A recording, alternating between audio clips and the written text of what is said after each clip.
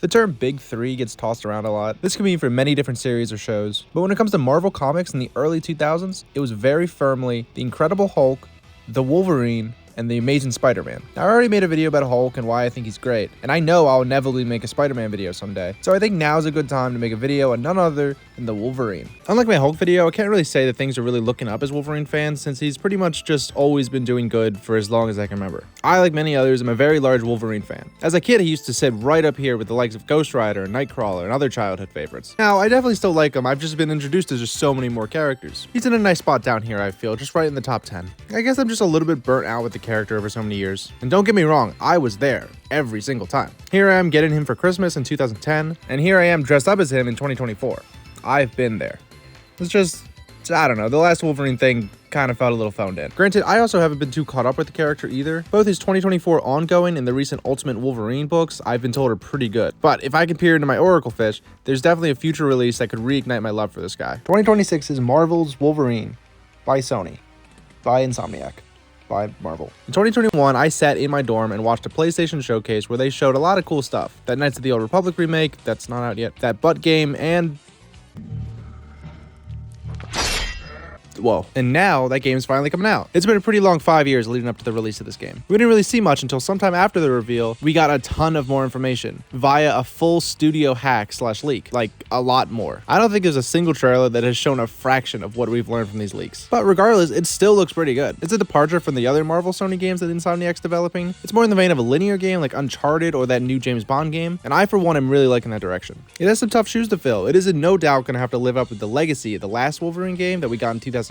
For those who don't know, the writer's strike significantly delayed the Wolverine origin film that was supposed to release that year, and during that time a tie-in video game was being developed by Amaze Entertainment, as was very common for the era. So now that they had all this free time in their hands because of the delay, they got to work on polishing it, credibly polishing it, to the point where it's practically a brand new game with visceral and buttery smooth gameplay. A studio who's known for just shit has now a really beloved game under their belt, and it really seems that Insomniac is stepping up to honor that legacy with their title. I want to take a bit of time to discuss some of the hopes I have for the game, as I've done for past titles like Smash 6 or that new Star Fox game. The only difference is this one's real at the time of making that. I had nothing to base off those other ones. I'll do my best to avoid talking about information that is only known publicly through that leak, as I know many fans are trying to avoid it. This would not be a proper superhero game if we didn't talk about unlockable costumes. Insomniac has become near infamous for their alternate costumes in their games, ranging from movie-accurate suits to deep-cut comic references. They don't often live up to these titles, but I can't lie that they often pull up a banger every once in a while. Like this Wolverine suit for Miles. See, we're already starting to connect the dots here. The Wolverine, aka Logan, aka James Howlett, has almost as many alternate costumes as Spider-Man in the comics, so there are plenty to choose from. The first Spider-Man game had 47, the Miles spinoff had 20, and Spider-Man 2 had 68. Averaging these, you get around 45 costumes in the game, which is perfectly fine. I think the Miles team developed this, so it might be on the shorter end, while the main team worked on Spider-Man 2 and eventually Spider-Man 3, but I have no way of really knowing. So, let's say 45, 15 will probably be original, so 30 costumes that come from somewhere.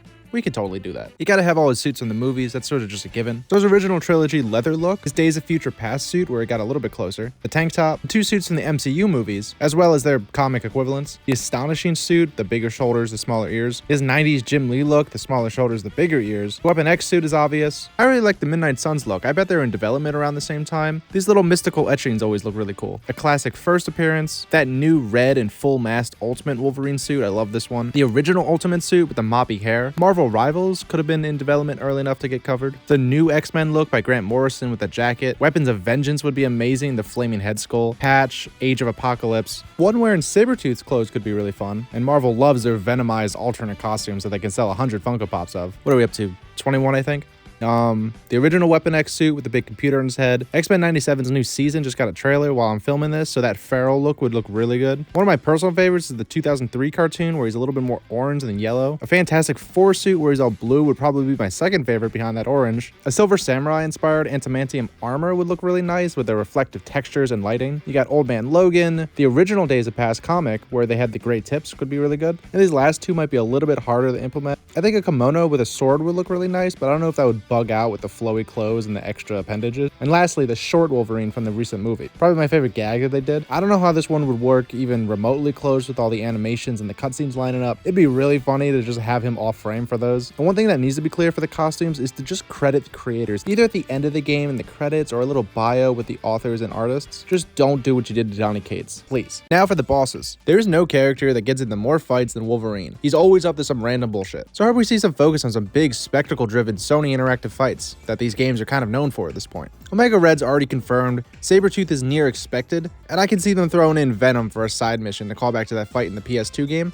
plus to probably tie into their own Venom game they probably have working on, if that wasn't scrapped. Silver Samurai I can see. The Wendigo in the Snowy Mountains area would be pretty awesome. To get away from some of the giant hand-to-hand characters, we know we'll see Mystique, so a mission or two would be pretty cool trying to seek her out in a crowd. You can use your Wolverine vision or whatever AAA prestige nonsense they'll have. Gorgon would be pretty cool to have in a mission. You can tag along Shang-Chi, since I know his movie was in development when this game was starting, so you know they'll want to cross-promote that, even though it's pretty late at this point. Cyber would be great. I dig this guy. He's basically like Wolverine's Bane. This could be one of the best fights in the game. Daken, I could see them introducing him maybe as a playable character or a setup for his own DLC. We'll definitely probably get a Laura spinoff if this game does well, like we did with Miles. I don't know how niche they'll pull for the first game, since they might want to make room for a sequel, but I could see characters like Romulus, Ogon, or Bloodscream. Romulus would actually be pretty cool for the main villain if we're doing Daken as a big part of the game, but if they're picking the mainstays, we gotta have Juggernaut. He's so sick. I love this dude. When I was talking about the characters I loved as a kid, he is right up there with Spider-Man. Love this dude. For locations, I can see Weapon X being a whole explorable area, either in a flashback or returning to it in a mission or two. The X Mansion is easy, throw in some X-Men characters for random side missions. A couple main story missions with them would be pretty cool. I'd figure we get maybe 3, probably fighting along Nightcrawler, Colossus, and Psylocke would be pretty cool. Any other X-Men cameos I would not be privy to discussing at this time. Overall, I think they can do a lot with this game. I'm curious if it revealed too bloated with all this stuff I mentioned. So even if they don't include many of these ideas, they gotta have one thing: a satisfying, mostly controllable